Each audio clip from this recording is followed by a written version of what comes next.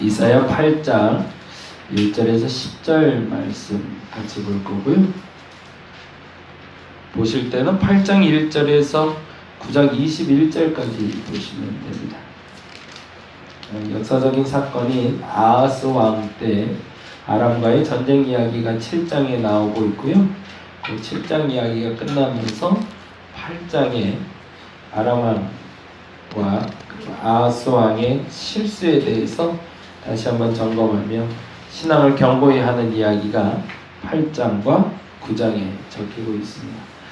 같이 한번 보겠습니다. 8장 1절에서 10절까지 같이 한 목소리로 천천히 읽도록 하겠습니다.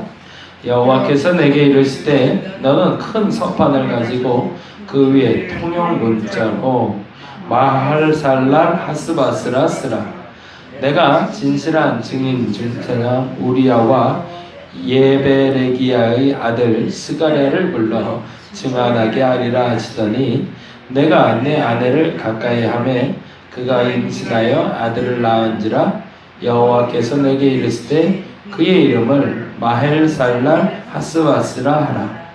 이는 이 아이가 내 아빠 내 엄마라 부를 줄 알기 전에 다메섹의 재물과 사마리아의 노량물이 아수르 왕 앞에 옮겨질 것이니라 하시니라.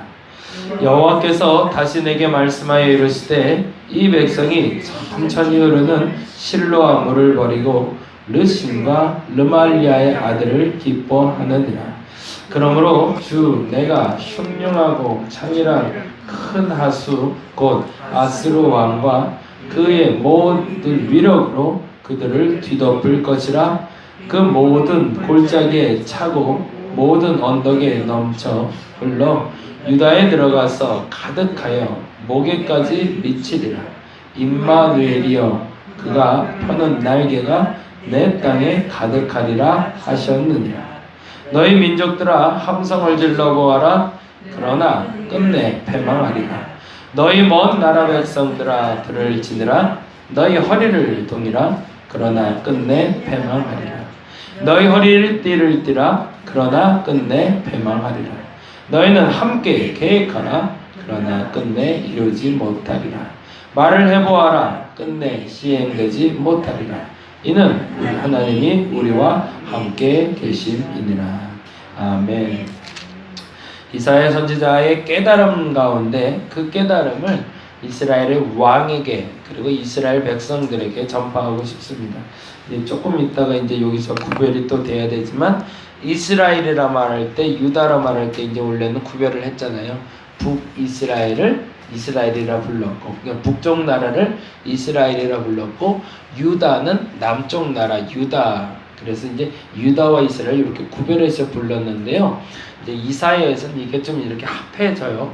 그래서 이스라엘을 총칭할 때 이스라엘 족속 그리고 유다, 야곱의 자손 이럴 때 이제 통칭으로 이스라엘이란 한 국가, 하나님이 사랑하는 한 나라에 대한 통칭이다라고 생각하시고 보시면 되겠고요. 그전에는 조금 좀 구별돼서 봤다가 이제 통합된 나라의 명칭으로 사용하게 된다는 거 유념하시고 보시면 되겠고요.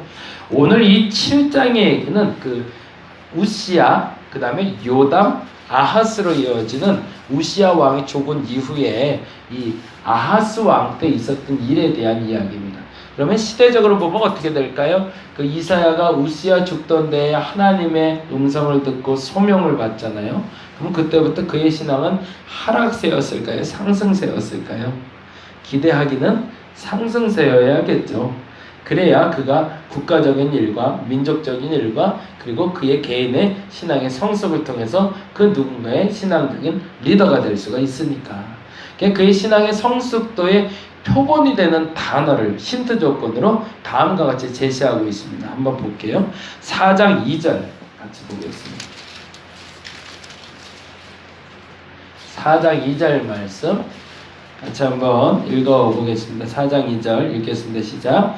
그날에 여호와의 싹이 아름답고 영화로울 것이며 그 땅의 소사는 이스라엘의 피난한 자를 위하여 영화롭고 아름다울 것이며, 거기에 그날에다가 동그라미 하고요. 여호와의 싹에 동그라미 좀 해놓으시기 바랍니다.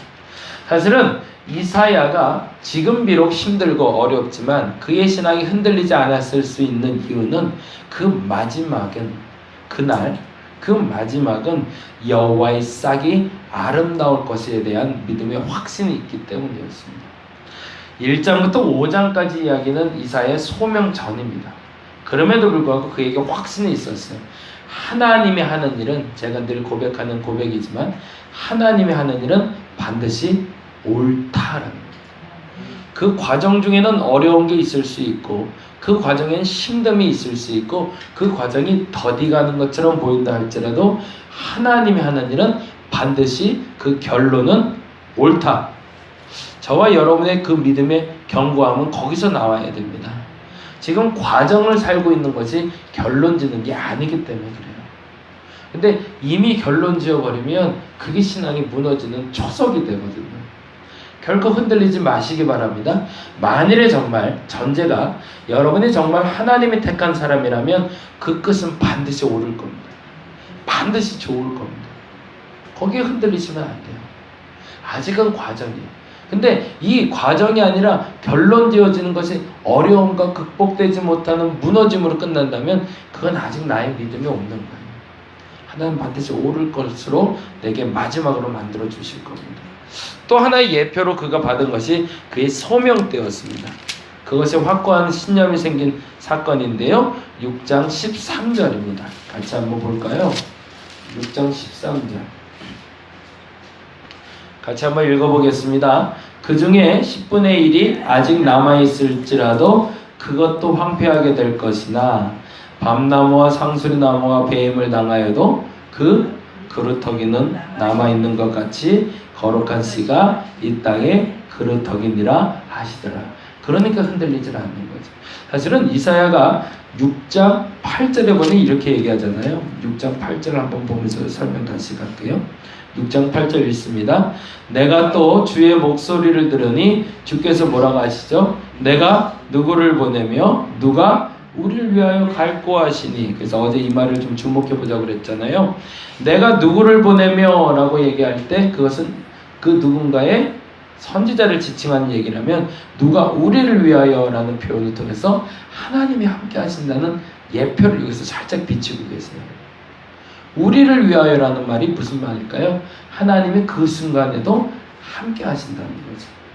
이것이 이사야의 신앙 고백입니다. 이 표현이 뭐로 표현이 되죠? 이제 나중에 살펴보겠지만 임마누엘이죠. 임마누엘. 이 표현이 이사야에겐 떠나지 않는 강력한 힘이 됩니다. 너 혼자 가는 게 아니라니까요. 내가 누구를 보낼까? 우리를 위하여 누가 갈까? 이 말이 이사야의 마음을 움직여버립니다. 근데 그 다음에 이렇게 돼 있죠. 그래서 단호하게 이렇게 얘기합니다. 내가 여기 있나이다 나를 보내소서라고요. 근데 그 다음 말이 무서워요. 보세요. 9절 10절 볼까요? 9절 10절.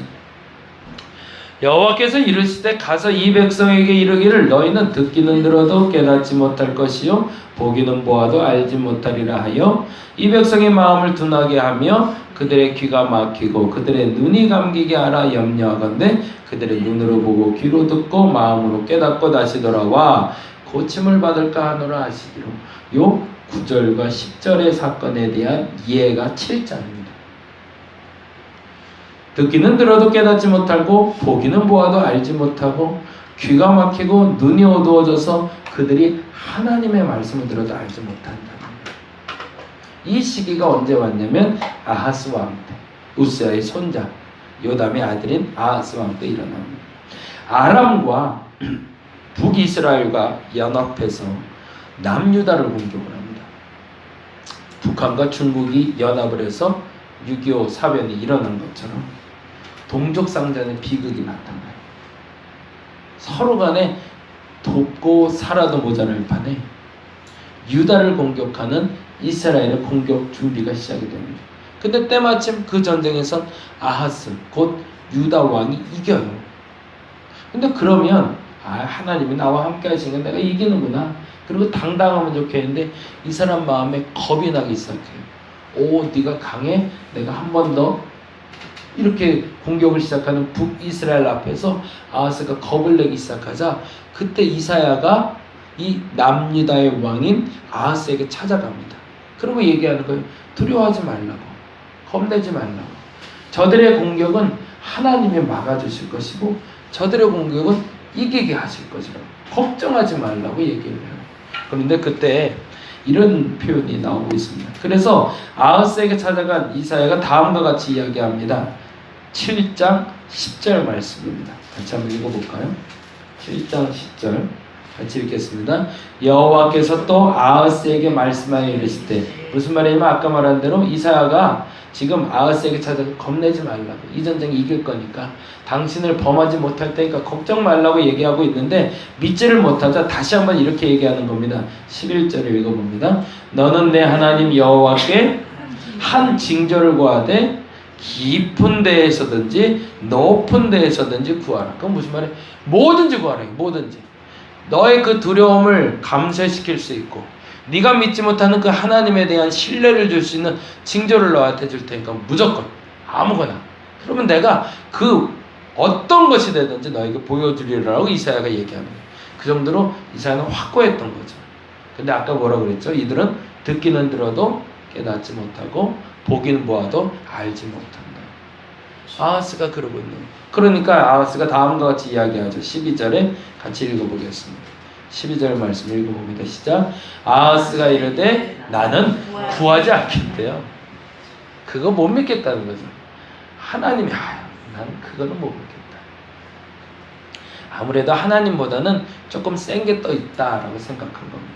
그리고 뭔 짓을 하냐면 짓이라는 표현이 맞아요. 그래서 아람 왕과 북이스라엘의 공격에 대항하기 위해서 아수르를 끌어들입니다. 그리고 아수르를 끌어들여서 결국에는 북이스라엘이 멸망하게 돼요. 어떤 일이 벌어진 거냐면 옛날에 우리 통일신라 나타낸 거하고 똑같은 상태. 고구려하고 백제를 이기지 못할 것 같으니까 신라가 나당연합군이 돼서 당나라가 쳐들어와서 고구려를 멸망시킨 것처럼 나 혼자는 못할 것 같으니까 더 큰 나라의 힘을 빌어서 저 나라를 무너뜨리고자 했던 거예요. 만약 그렇지 않았다면 북이스라엘은 멸망하지 않았을 거예요. 아하스는 하나님의 말을 귓등으로도 안 듣는 거죠.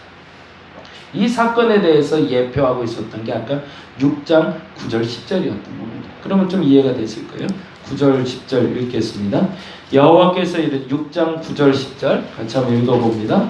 여호와께서 이르시되 가서 이 백성에게 이르기를 너희가 듣기는 들어도 깨닫지 못할 것이요 보기는 보아도 알지 못하리라 하여 이 백성의 마음을 둔하게 하여 그들의 귀가 막히고 그들의 눈이 감기게 하라. 염려하건대 그들의 눈으로 보고 귀로 듣고 마음으로 깨닫고 다시 돌아와 고침을 받을까 하노라 하시기로. 그러니 이거는 전하라는 얘기예요. 전하지 말라는 얘기예요. 들어도 듣지 못하는 백성들에게 못하라 전해요. 그러니 이사야가 한 번 더 질문을 할 수밖에 없는 거죠. 그 다음 질문이 11절입니다. 볼까요? 11절 읽어봅니다. 내가 이르되 주여 어느 때까지? 그러면 도대체 언제까지 이들이 귀를 막고 있는 걸까요? 그랬더니 주께서 이렇게 얘기하십니다. 주께서 대답하시되 성읍들은 황폐하여 주민이 없으며 가옥들에는 사람이 없고 이 토지는 황폐하게 되며, 그 다음에 뭐라고요? 12절에 여호와께서 사람을 멀리 옮기셔서 이 땅 가운데 황폐한 곳이 많을 때까지니라. 그럼 언제? 이때는 언제라니까요? 오랜 기간이 필요하다는 거죠. 그 못 알아듣고 무너지는 시간이 오래 걸릴 거예요. 그럼에도 불구하고 13절 같이 읽으면 13절 그 중에 10분의 1이 아직 남아있을지라도 이것도 황폐하게 될 것이나 밤나무와 상수리나무가 배임을 당하여도 그 그루터기는 남아있는 것 같이 거룩한 씨가 이 땅에 그루터기니라 하시니라. 그루터기와 거룩한 씨의 동그라미 있어요. 이 말과 연결되는 게 뭘까요? 아까 4장 2절에 여호와의 싹이죠. 이사야는 이 싹을 보고 나가고 있는 겁니다. 마치 엘리야가 손바닥만한 구름의 희망을 가지고 뛰어갔던 것처럼 이사야는 지금 마지막에 보이는 거대한 나무라고 말하지는 아니하시는 그루터기 혹은 그 싹이라 말씀하시는 그 희망을 가지고 지금도 흔들리고 있지 않은 겁니다. 근데 그때에 대해서 8장에 다시 한번 이렇게 설명하고 있어요. 8장 6절을 한번 볼까요? 결국엔 아수르가 이제 침략을 해 오고요. 결국엔 북이스라엘이 멸망하게 되는 근본을 볼 때 이런 표현을 쓰고 있습니다. 6절 말씀 보겠습니다. 8장 6절입니다. 읽어보겠습니다. 시작. 이 백성이 천천히 흐르는 실로암 물을 버리고 르신과 르말리아의 아들을 기뻐하느니라. 천천히 흐르는 실로암 물에 동그라미 했습니다. 이건 뭘까요? 하나님의 역사죠. 하나님의 역사는 어떻게 온다고요? 천천히 흐르는 실로암 물처럼 끊이지 않고 오긴 하지만 어떻게? 천천히 온대요. 근데 반면에 사람의 일들은 어떻게 나타나는지 7절에 다음과 같이 이야기합니다. 7절 읽어봅니다. 그러므로 주 내가 흉흉하고 창이란 큰 하수, 동그라미 해놓을게요. 흉흉하고 창이란 큰 하수. 반대 얘기죠. 사람들은 이렇게 되기를 원하는데, 한 번에 급변하고 확 한 번 달라지기를 원하는데 그렇게 되는 게 아니다라는 얘기죠. 근데 그렇게 오는 건 뭐다? 아수르왕이라는 거예요. 그래서 그가 와서 한 일은 뭐냐? 아까 말했던 완전한 황폐함을 그들이 가져온다는 거죠. 그리고 나서 결국에 그 이후에 뭐가 나타난다? 임마누엘 하나님이 나타난다. 그게 8절이죠. 같이 읽어봅니다. 흘러 유다에 들어가서 가득하게 목에까지 미치리라. 그게 아까 말씀드린 6장 12절 얘기하고 만나고 있는 거죠. 요거 보시면 알겠는데 8장 8절 다시 한번 읽어봅니다. 흘러 유다에 들어가서 가득하여 어디? 목에까지 있으리라. 지금 물로 표현했으니까 목으로 가는 거예요. 그죠? 목에까지 차면 이제 숨이 가빠지잖아요. 그 정도로 지금 악이, 황폐함이, 고난이 목에까지 이른다. 이 표현을 아까 6장에서 뭐라고 했죠? 6장 12절에 다시 한번 보겠습니다. 여호와께서 사람들을 멀리 옮기셔서 이 땅 가운데 황폐한 곳이 많을 때까지. 근데 그 상상력을 조금 더 동원을 해서 물이 가득 차서 목에까지 차서 헉헉거리고 있는 상태까지. 이 상태를 누가 만들었다는 얘기예요? 그러면 하나님이 만드셨다는 거예요? 아니죠. 궁극적으로 인간이 스스로를 의지하거나 자신의 힘을 의지해서 나타난 결론이라는 거죠. 왜? 듣기는 들어도 깨닫지 못해서 온 고난이라는 거예요. 그럼에도 불구하고 하나님은 천천히 흐르는 실로아의 냇가처럼 하나님의 역사는 그럼에도 불구하고 흘러가고 있다는 겁니다. 근데 그 표현을 다시 한번 8절에 이렇게 얘기합니다. 흘러 유다에 들어가서 가득히 목에까지 미치리라. 임마누엘이여 그가 펴는 날개가 내 땅에 가득하리라 하셨느니라. 그러면 이게 무슨 말이냐? 그 말에 대해서 다시 한번 정리하는 게 9절 10절입니다. 요것만 보고 마무리할게요. 조금 길어졌네. 9절 10절 보겠습니다. 9절 10절을 볼 때 이렇게 끊어 읽으셔야 돼요. 그러나 앞에를 끊으시면 훨씬 읽기가 좋습니다.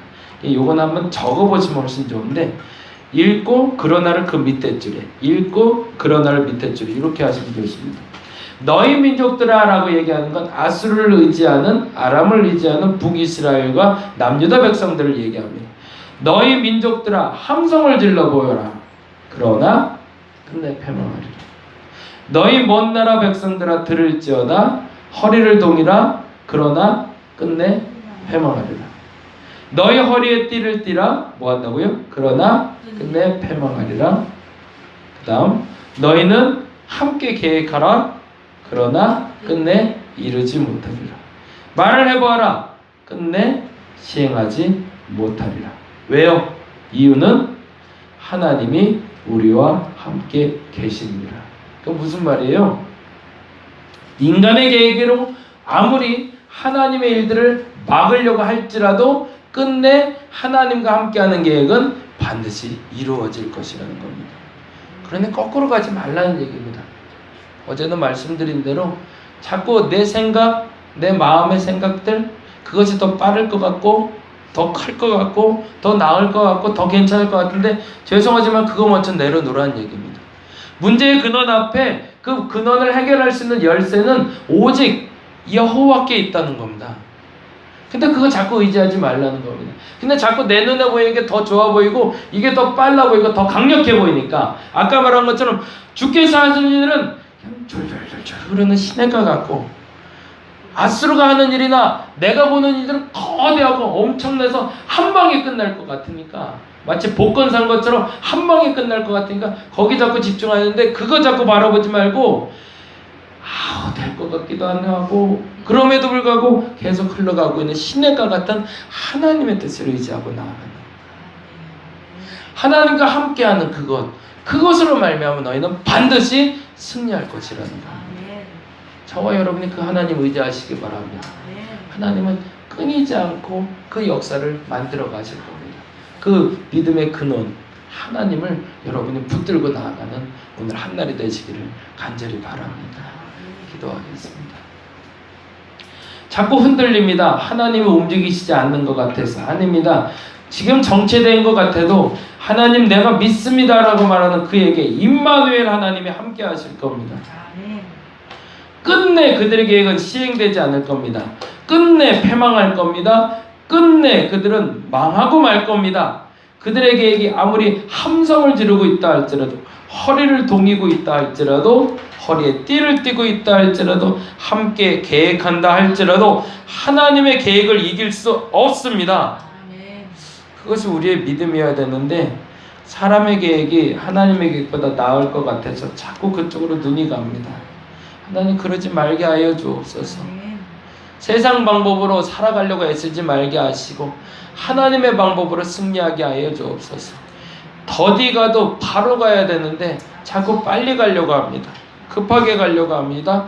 쉽게 얻으려고 합니다. 어디 하나님의 일을 그렇게 쉽게 빠르게 됩니까? 쉽게 빠르게 되는 것을 요청하기보다 천천히 더디게 가더라도 바르게 갈 수 있는 신앙 저들에게 허락하여 주시옵소서. 감사합니다. 고마우신 예수님 이름으로 기도드렸습니다. 다 같이 기도하고 돌아가도록 하겠습니다.